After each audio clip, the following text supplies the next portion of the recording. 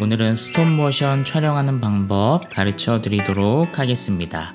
일단은 스톱모션 촬영을 하기 위해선 어플을 깔아야 되겠죠. 그래서 스톱모션이라고 하는 어플을 까시면 되겠습니다. 이 어플은 안드로이드와 아이폰 모두 활용이 가능하니까 여러분들이 까시면 되겠습니다. 그래서 어플을 깔고 스톱모션을 실행하고 그 다음에 새 프로젝트를 시작하시면 다음과 같은 화면이 뜨게 됩니다. 우리가 주의할 점은 스톱모션 촬영을 할 때에는 이제 카메라를 삼각대나 거치대로 잘 고정시켜 놓으면 좋겠죠. 그래서 좀 더 촬영을 안정적으로 하기 위해서 이렇게 세팅을 하시면 좋겠습니다. 그래서 스톱모션 촬영을 할 때에는 카메라가 너무 흔들려 버리면 이제 결과물이 굉장히 지저분한 영상이 나올 확률이 크기 때문에 이렇게 삼각대로 고정시켜 주시면 좋겠습니다. 그래서 카메라로 위치를 잡고 그 다음에 내가 찍을 대상을 위치를 잡아 놓으시면 되겠습니다.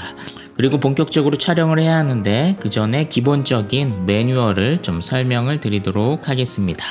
일단은 가장 중요한 것은 내가 촬영을 할 때 1초에 몇 프레임을 지나가게 할 것인가를 이제 정해야 되겠죠. 그래서 스톱모션 같은 경우에는 동영상과 다르게 이제 사진의 연속으로 장면이 재생되는 거니까 내가 1초에 사진을 몇 장 지나가게 하느냐에 따라서 이제 장면의 느낌이 굉장히 많이 달라질 수 있다라고 볼 수 있겠습니다.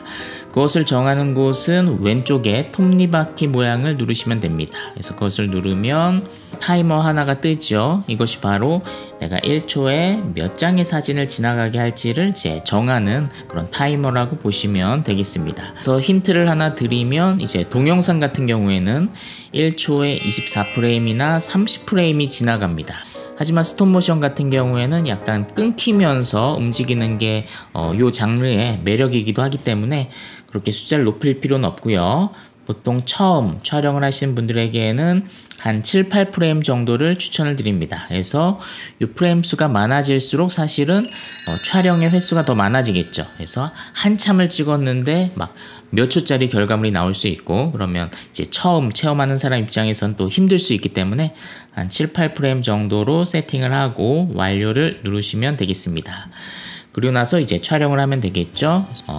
오른쪽 위에 있는 카메라 모양의 버튼이 이제 촬영 모드로 전환시키는 버튼이라고 볼 수 있겠습니다. 그래서 그것을 클릭하면 이렇게 촬영 모드로 바뀌게 되고요.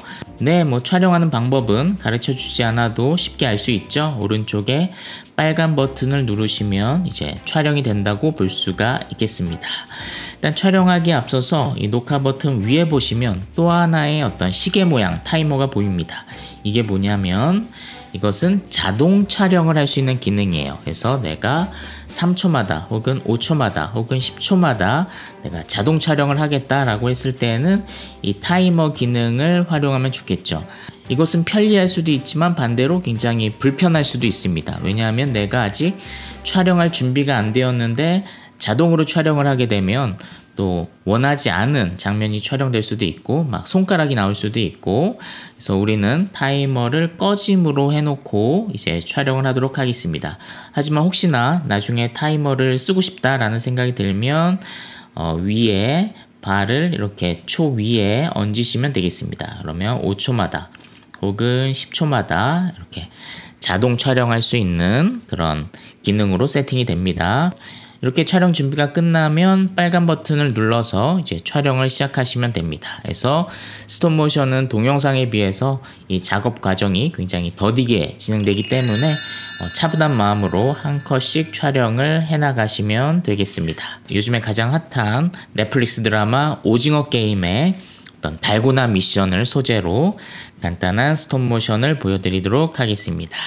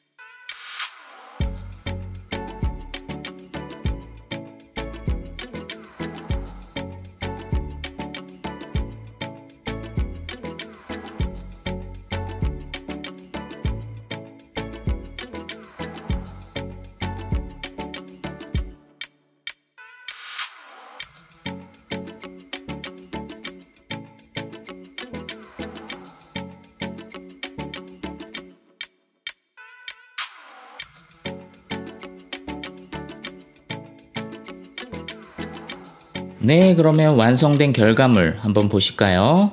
오른쪽에 재생 버튼이 있죠? 그것을 누르시면 내가 촬영한 스톱모션 결과물을 보실 수가 있겠습니다. 그래서 이제 오랫동안 촬영한 거에 비해서 결과물은 금방 끝나죠. 그래서 좀 허무할 수는 있지만 또 이게 스톱모션의 매력이기도 합니다. 그리고 아까 말씀드렸지만 내가 혹시나 중간에 좀 실수해서 지우고 싶은 부분이 있다라는 것이 있으면 어떻게 하면 된다 그랬어요?